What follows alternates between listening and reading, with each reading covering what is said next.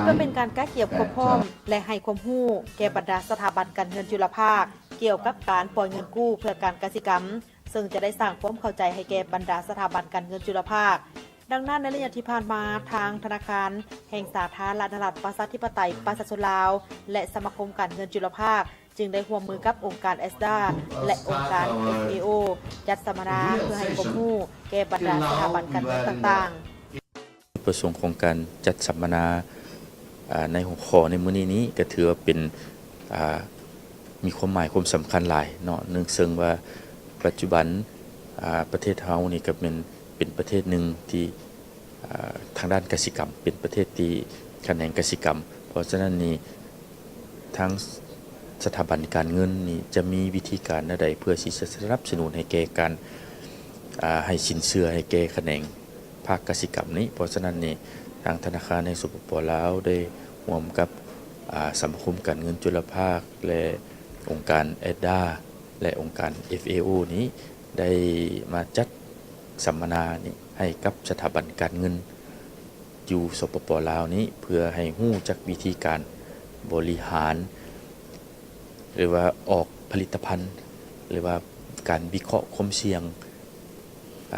กับสินเชื่อให้แก่แขนงกสิกรรมนี้เพราะฉะนั้นนี่ก็ถือว่าเป็นโอกาสดีที่สถาบันการเงินอยู่ในสปป.ลาวพวกเขานี่จะได้มีโอกาสเรียนรู้อาวุธเรียนของสากลเนาะเกี่ยวกับการให้สินเชื่อแก่แขนงกสิกรรมนี้เพื่อพวกเขาจะได้นำอาวุธเรียนของสากลนี้มาหมุนใช้เข้าอยู่ในบุตรเรียนอยู่ในของสปป.ลาวพวกเขานี่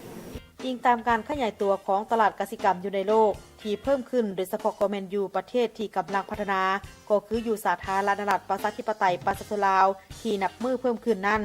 บรรดาผู้ที่เข้าร่วมรวมทางครอบครัวอยู่เขตชนบทและหัวหน่วยการผลิตขนาดครัวเรือนแม้นมีความต้องการในการบริการทางด้านการเงินที่แตกต่างกันออกไป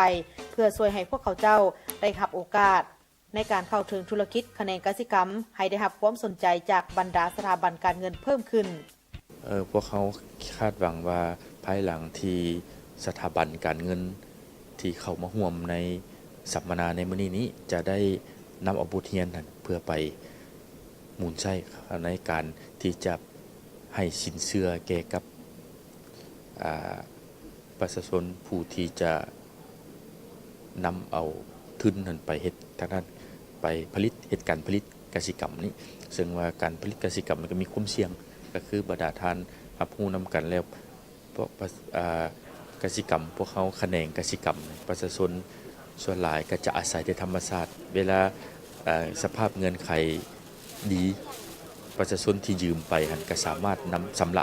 ะหนี้กับสถาบันการเงินได้หรือธนาคารแต่ว่าถ้าว่าปีใดที่เกิดมีภัยธรรมชาติ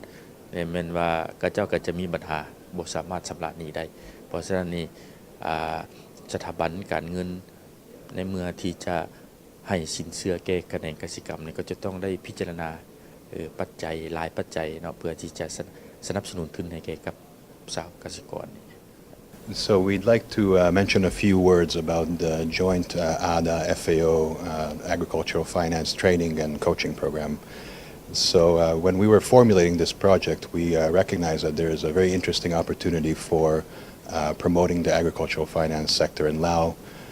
We've understood that there has been quite a bit of progress made in terms of creating an enabling environment at the macro level, support institutions at the meso level, and of course quite a bit of interest from the actual financial institutions themselves. I think one of the key barriers to promoting this industry is the potential lack of understanding of the nuances of the agricultural sector and what type of risks are associated with financing this sector. So one of the key objectives of this program is to really guide financial institutions through the process of developing the necessary domain expertise to be able to tackle the typical challenges in developing sustainable and profitable agricultural finance products, including credit products, savings products, payments, and so forth. So I think it's a very opportune time to have this training, and we look forward to the outcome. So. การให้ความรู้ในครั้งนี้แม้นจะสร้างความเข้าใจให้แก่บรรดาสถาบันการเงินจุลภาคโดยเฉพาะก็แม่นการเงินเพื่อการกสิกรรมให้หลายขึ้นเพื่อให้บรรดาผู้ประกอบการทางด้านกสิกรรมได้มีโอกาสในการเข้าถึงแหล่งทุนเพื่อมาผลิตกสิกรรมให้หลายกลายเป็นสินค้าพร้อมทั้งเป็นการสร้างวิกฤตงานทำให้แก่บรรดาพ่อแม่ประชาชนหลายขึ้นเพื่อพร้อมการหลุดพ้นออกจากความทุกข์ยากให้ได้อย่างสิ้นเชิง